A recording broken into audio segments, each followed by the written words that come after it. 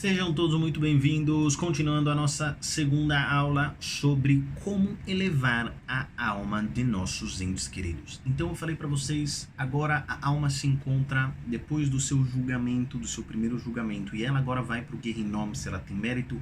Se ela não tem mérito, infelizmente ela vai ficar pairando no Kafakela durante os anos que ela deve receber a sua punição.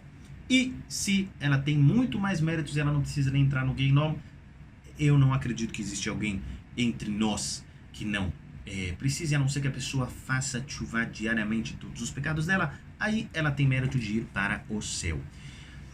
E agora vem a parte dos vivos. O que os vivos podem fazer para elevar a alma dos mortos?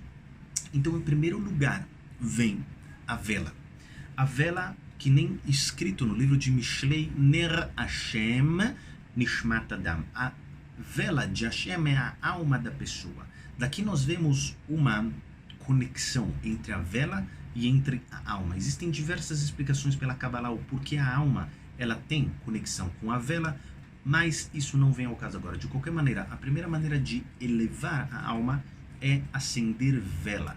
Quando nós acendemos vela, será que eu posso acender agora uma vela e ficar o dia inteiro, a vida inteira acendendo? Então a resposta é não. Não é sempre que você deve acender a vela. Primeira coisa, uma pessoa que faleceu durante 30 dias, se deve acender vela todo dia. Se foi o pai ou a mãe Lo Aleno que faleceu, então durante os 11 primeiros meses, e tem quem diz que durante os 12 primeiros meses, você pode acender vela durante todo o dia, e é melhor que essa vela seja acesa com azeite. Azeite, não com cera. Vela de azeite que você coloca um pavio, já pega um grande balde, sim, coloca bastante azeite lá, litros e litros, deixa ligado, e isso é a vela do falecido. É melhor que essa vela seja ligada, não se fala em português, que essa vela seja acesa no lugar onde essa pessoa morava, e melhor ainda se ela pode ser acesa no túmulo da pessoa, porque o túmulo ele tem uma conexão com a alma da pessoa, assim também a casa onde a pessoa morava tem uma conexão com a alma da pessoa durante os 7 primeiros dias, durante os 30 primeiros dias e também durante os 12 primeiros meses que a pessoa faleceu. Então acendemos uma vela, e essa vela, já falei, é melhor que ela seja de azeite. Quando você acende a vela, você diz para a elevação da alma de, e você fala o nome da pessoa, é o nome da mãe da pessoa. Tem quem costuma dizer o nome do pai, nós aconselhamos falar sempre o nome da mãe. Agora, segundo lugar, vem depois que um ano que essa pessoa faleceu, que se chama aniversário de falecimento. Aí você comemora? Não, é óbvio que você não comemora que ninguém faleceu, mas é um aniversário, ou seja, é o dia que ela faleceu. E o dia que ela faleceu existe uma conexão, sim, entre a alma e o dia que ela faleceu. Por quê? Porque naquele dia ela tem direito de voltar para o mundo material. No dia que a alma faleceu, a alma ela tem direito de voltar para o mundo material, ela está mais próxima do mundo material. Para quê? Para que ela volta? Porque ela tem direito de receber mais méritos do que em outros dias. E é por isso que existe um costume no aniversário de falecimento que os parentes costumam jejuar. Jejuar. Ai, por que jejuar? Para a pessoa se conectar um pouco mais com a espiritualidade, e também, e esse é o principal motivo, e esse motivo vai nos levar a outras mitzvot também. O motivo é que você diz o seguinte: eu estou jejuando no lugar desse meu ente querido, e se ele estivesse vivo, ele estaria jejuando. E quando eu digo dessa maneira, na verdade eu dou méritos para aquele ente querido. E Hashem olha e fala, olha, se ele tivesse vivo, ele ia jejuar, que nem o seu parente está jejuando, então é elevada a alma desse parente. Isso é no aniversário de falecimento, que é o mesmo dia que a pessoa faleceu. Se a pessoa é Yehudi, então esse dia vai de acordo com o calendário Yehudi. E se a pessoa não é Yehudi, pode ser feito com o calendário do sol, ok? E o mesmo dia que a pessoa faleceu, se deve fazer um jejum, se deve também acender uma vela. Terceiro ponto de elevar a alma. Dentro dos 12 meses de falecimento da pessoa. Dentro dos 12 meses de falecimento da pessoa deve ser dado tzedakah para a elevação da alma. E aí você pergunta assim, mas o que é isso?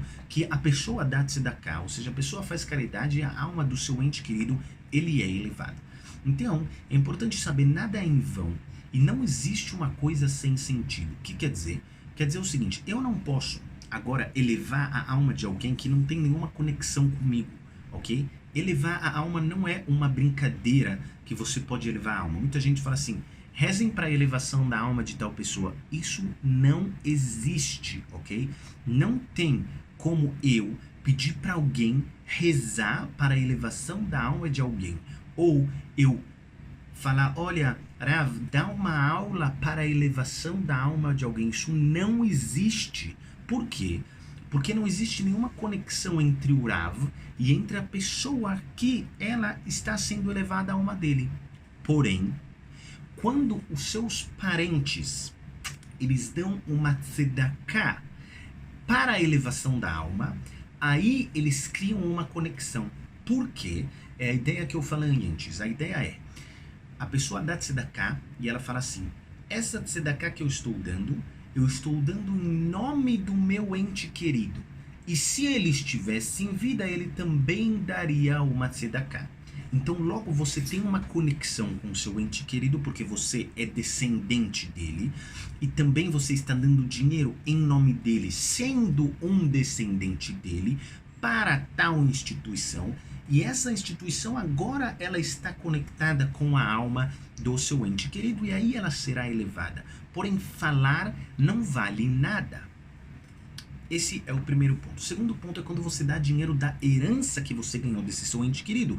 Isso é muito mais poderoso, porque é o dinheiro que ele mesmo fez em vida, que é o dinheiro que ele mesmo construiu na vida dele, ganhou na vida dele, e você usa esse dinheiro para elevar a alma dele. Isso é muito mais forte, porque existe uma conexão muito maior com aquela pessoa. Outras maneiras de elevar a alma é quando essa pessoa ela escreveu livros, por exemplo, e você estuda o livro dessa pessoa, você eleva a alma dele porque você tem uma conexão com ela. Quando você ainda lembra os atos dessa pessoa, isso é muito importante. As pessoas acham que isso não vale, mas isso na verdade vale muito mais do que muitos outros atos que nós podemos fazer. Falar sobre os bons atos do falecido, seja nos 7 dias que ele faleceu, é muito importante falar sobre os bons atos daquela pessoa, seja nos 30 dias que ele faleceu e seja no aniversário de falecimento da pessoa. O aniversário de falecimento deve ser falado bem do falecido, sempre falando bem do falecido. Quando você fala bem dos bons atos que ele fez e não lembra nada de mal que ele fez, só dos bons atos que ele fez, sem exagerar e sem mentir. Se você mente, isso pode ser muito ruim para a alma do falecido. Eu estou avisando todo mundo aqui, não minta sobre os atos do falecido. Se você mente sobre esses atos, isso pode causar um dano muito grande para a alma dele. Você tem que falar dos bons atos que ele fez de verdade, sem aumentar nenhum ponto. E aí, você dá mérito para a alma desse falecido, porque você relembra os atos bons que ele fez e nos céus também lembram os atos que ele fez. Rav, nos céus esqueceram os atos que ele fez? Não, ninguém esqueceu, e lembrar não tem a ver com esquecer. Você pode relembrar sem ter esquecido, você simplesmente reforça aquele assunto. Então, essas são as maneiras de elevar a alma de uma pessoa. Existem outras maneiras que somente os parentes podem fazer. Então, de novo, eu vou relembrar. A primeira coisa é acender a vela. Segunda coisa é você dar caridade no nome daquele parente. Seja que você vai dar porque você é um parente dele. E aí você pode falar, olha, rezem em elevação da alma de tal pessoa, porque eu estou dando dinheiro e agora, se ele estivesse vivo, ele estaria dando dinheiro. Ou você dá dinheiro da herança dele, isso também eleva a alma dele. Ou você compra algo que será usado para fazer bem. Por exemplo, você pega o dinheiro e você dá para merenda de pessoas que não têm comida. Sim, só por favor não vai dar para lugares idólatras, porque aí você vai acabar impurificando a alma do seu ente querido, e não faça isso, por favor. Então, se você dá para crianças que não têm dinheiro, sim, crianças que não têm o que comer e elas não são idólatras, então você estará aumentando também a alma do seu ente querido. Ou se você doa para uma aula, ou se você doa para uma instituição que cuida também de pessoas necessitadas não idólatras. Você aumenta e eleva a alma do seu parente. Outra maneira é quando você estuda ou paga para alguém estudar Torá em nome do seu ente querido, porque quando você estuda, isso é muito mais forte do que dar dinheiro para outra pessoa. Isso é sempre, isso é uma regra geral. Quando você se esforça, é muito mais do que outra pessoa se esforçar para você. Porém, é óbvio, cada um tem o seu nível espiritual. Uma pessoa que está mais elevada espiritualmente, é óbvio que ele consegue elevar a alma de alguém mais do que uma pessoa que está menos elevada espiritualmente. Mas quando você estuda, e quando você cumpre mitzvot, e quando você faz bons atos, e quando você faz uma bênção antes de comer, e quando você faz uma bênção depois de comer, você está automaticamente elevando a alma do seu ente querido.